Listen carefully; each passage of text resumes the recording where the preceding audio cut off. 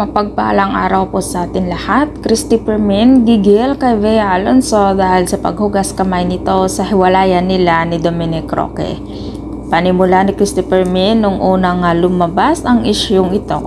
Ang biktima daw ay si Bea Alonzo pero ngayon daw po baliktad ang nangyayari.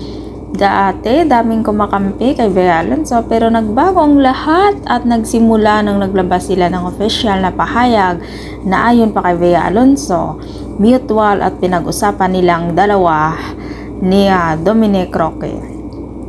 Dahil sa pahayag ni Bea Alonzo na mas nauna pa nga magbalita ang ibang tao kaysa kanila ni Dominic Roque tungkol sa hiwalayan nila at agad namang sinagot ni Christopher Min na may kasamang gigil talaga.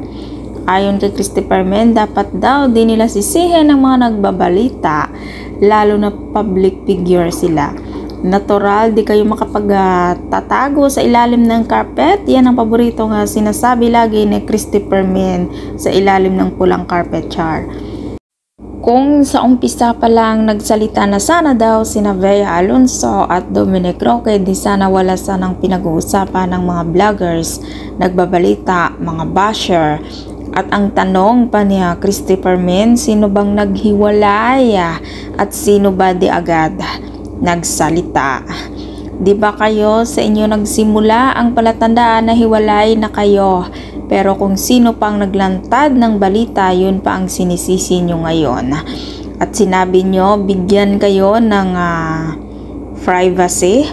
Yung sinasabi nyo na privacy, dapat pinagdadamot sa inyo yan.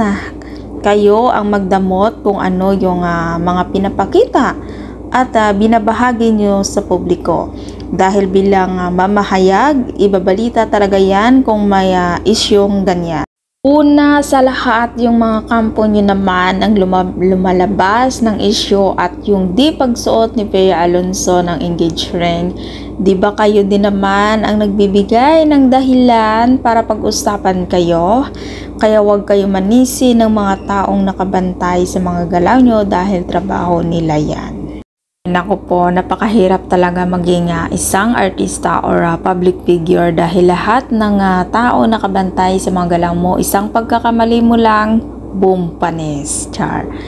Kung ikaw hindi pa nag-subscribe ng aking channel, subscribe mo ng aking channel, Ives K. Velasco. Maraming salamat po at mapagpalang araw po sa ating lahat.